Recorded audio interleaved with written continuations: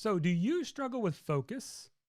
Do you have a difficult time putting your priorities in place or knowing that if I've got an hour to work on my online business, where do I put my energy? I feel pulled in a million directions. If so, I want to share with you today 3 power tips I wish I would have known in my first few years of starting an online business.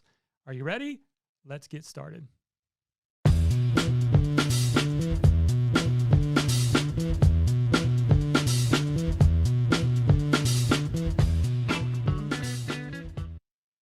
Hey, Messenger, welcome to the Market Your Message show. I'm your host, Jonathan Milligan, and author of the book, Your Message Matters, How to Rise Above the Noise and Get Paid for What You Know. And I'm so glad that you are tuning in because I've got a powerful lesson to share with you today. In fact, today's topic is called How to Increase Your Focus as an Online Entrepreneur. Boy, do we need focus more than ever. There are so many distractions coming our way. Social media, news, interruptions from people. Some of you may have your kids are home and they're homeschooled, and it's crazy, right? How do we carve out focus? And not only that, but when it comes to trying to launch a blog or a podcast or a business, how do we focus our message? How do we make it so that it's powerful to the people we most want to help? That's what we're going to be talking about today. In fact, here's what you're going to discover in our lesson today. You're going to discover why being specific is actually your superpower. It's not knowing everything and being a generalist. The difference between being a serial versus simultaneous entrepreneur, and why most people approach growing a business the wrong way. And I'll tell you, I even started it out the wrong way as well. So let's jump in. But before we get to tip number 1, maybe you're saying, Jonathan, I don't even know where to get started. I've been thinking about a blog. I've been thinking about writing a book. I'd love to speak as a profession, or I want to do a podcast or YouTube video. I see all this opportunity popping up online to run a business, but I don't know where to start. If that's you, then I encourage you to go grab our number 1 most downloaded guide. It's called the Discover Your Message Blueprint. It's a 9-page guide that walks you through how to discover your purpose, your people, and your passion. You can go to marketyourmessage.com/discover and grab that guide today for free. All right, let's get into the lesson today. And I want to share with you 3 powerful tips. And I actually, if you have my book or you have a copy of my book, I actually am going to be reading a few select pages from the book. And by the way, if you don't have a copy of my new book, it's available in bookstores everywhere. But for a limited time, you can actually get a free book. So I have purchased a couple thousand copies from my publisher. And as long as you live in the US, I will send it to you. All you have to do is pay shipping and handling. You can go to marketyourmessage.com/free book to get your copy. All right. So what are these 3 power tips to help you get your focus back? Well, let's jump in to number 1. Tip number 1 is specific communication. Now, what do I mean by that? Well, oftentimes what happens is when we start a blog or we start an online business, we just want to reach everybody. And so we think, if I get too specific, if I niche down too much, won't it be harder for me to reach my ideal audience? I mean, in a logical way, that kind of makes sense, right? That, you know what, when you struggle with gaining traction or building an audience, I don't want to narrow it down because then it's like harder to reach my audience. I'm communicating to a smaller group of people, right? But that, my friend, is entirely backwards. So what I'm going to do is actually, I want to read some from my book. So on page 90, this actually comes from chapter 6 of my book called the Ignite Your Message Framework. And this is where I talk about this principle of specific communication. What does that mean? Well, here's what it means. The more specific you can be, the more powerful your communication becomes. Let me say that one more time, because this is a writer downer. The more specific you can be, the more powerful your communication becomes. And listen to this. A few years ago, I was interviewing famed copywriter Ray Edwards. We were discussing the issue of whether or not to niche down in business when he said something that had me scrambling for a paper and a pen. He said, the more specific you can be, the more powerful your communication becomes.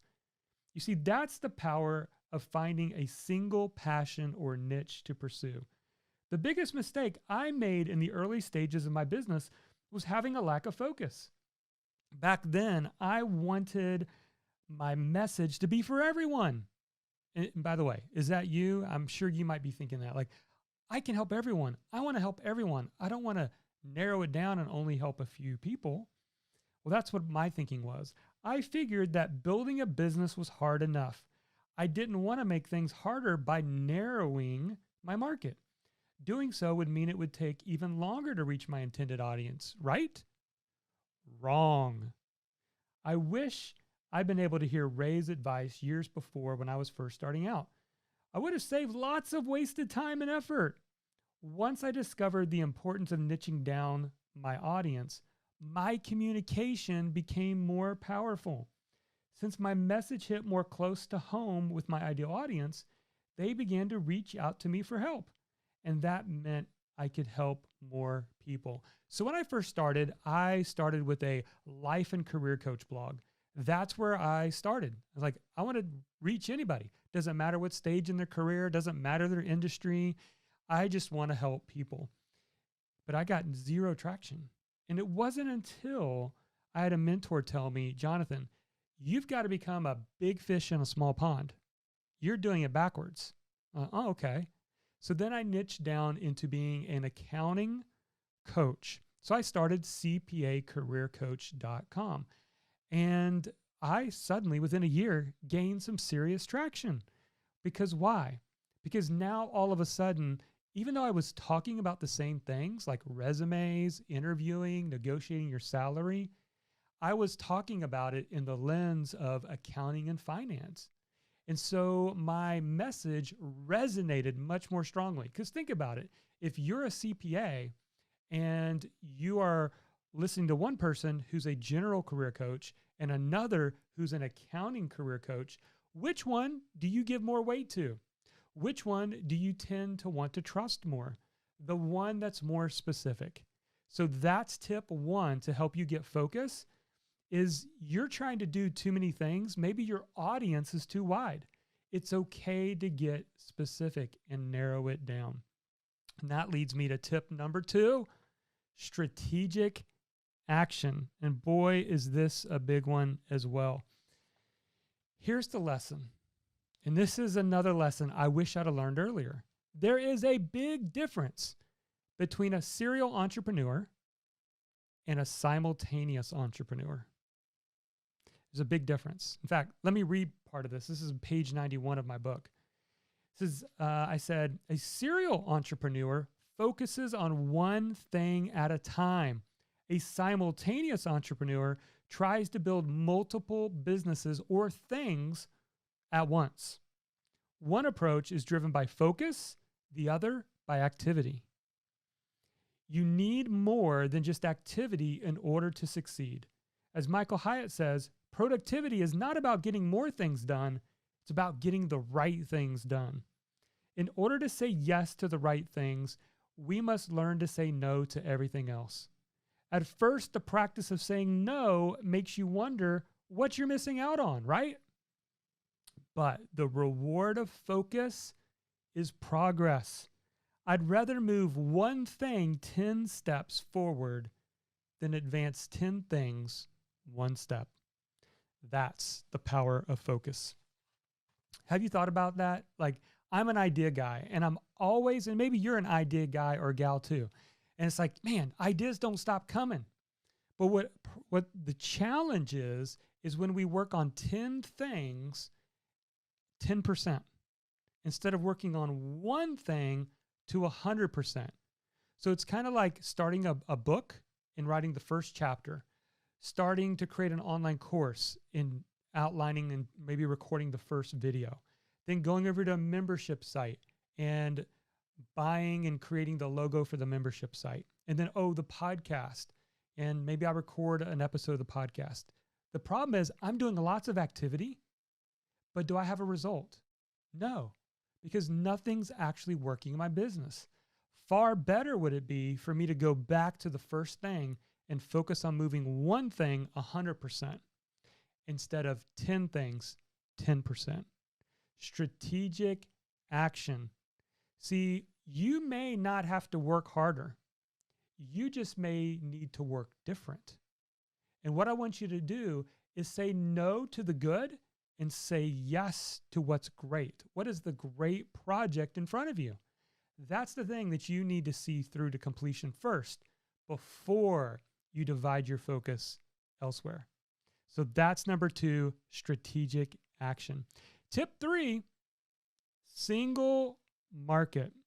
Now, this is similar to the illustration that I gave to you earlier, but I just want to drive this point home. And here's the point. You have to become known for something to someone. Let me say it again. You have to become known for something to someone. I talk about this on page 92. Focus sounds great, you may think, but I'm not sure what to focus on. How do you overcome a lack of focus? That's easy. Decide to become known for something. Maybe you have lots of interest. That's great. Still, give yourself permission for the next 2 to 5 years to become known for just one thing. Now, let me stop there because I'm someone who is multi-passionate. I have lots of interest. I have lots of business ideas. I have lots of niches I would love to build businesses online about. And so if you're multi-passionate like I am, I get it. It's so hard. It feels soul crushing to narrow it down to one market, one single message. But here's the thing. You need to know that you have to become known for something. Then you can become known for something else later. All right? But you got to start by becoming known for something. And here's what I did to give you a practical illustration. Okay? You can always pivot later. That's the point I want to make here, okay? I was worried that if I just focused on CPA, career coaching, that I would have to do that for the next 50 years. But what I realized is that I can always pivot later, but I had to become known for something. So follow me, track me on this, and I think this will be an encouragement to you. I first became known as a career coach for accounting professionals. 2 years later, I pivoted and became known as the blogging guy.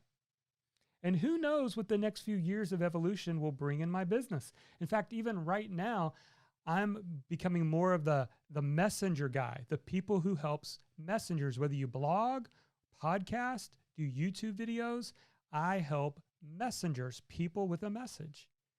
So I became known for something and then pivoted to become known for something else. And that's the point that I want to make. But I had to start somewhere. And in the beginning, it's far easier to become known for something than to become known for everything, right? I mean, think about that. It's really hard to become known for everything. So become known for something. So again, my 3 power tips for you. Tip 1, specific communication. The more specific you can be, the more powerful your communication becomes. Tip 2, strategic action. Stop being a simultaneous entrepreneur. Be a serial entrepreneur. You see, a serial entrepreneur builds a business or does a project, does a thing, then moves on to the next thing and builds that up, then moves on. So I have around 17 different income streams for my business, but I did not build those all at once. It was one at a time. Very, very important. And tip number 3, single market. Where are you putting your focus? Are you becoming known for something to someone? Then you have that ability. You have that choice. Don't try to be for everyone. Don't try to be everyone's expert, but become known for something. All right, I hope that was an encouragement to you today. And by the way, like I mentioned earlier, if you're just getting started and you're like, I don't know where to start, then you will want to go to marketyourmessage.com/discover, because we will give you our 9-page guide called the Discover Your Message Blueprint. This will help you actually figure out your message, because to have a good, powerful message, you need 3 things. What is your purpose? Who are your people? And what's your passion? What's the problem you want to solve? And we will help you uncover those 3 things in this 9-page guide. Well, that's it for this edition of the Market Your Message show. And hey, would you take a moment and like, share, subscribe, or rate our show? And also, what topics would you like for us to cover in future episodes? Let me know. But until then, never forget, your message matters.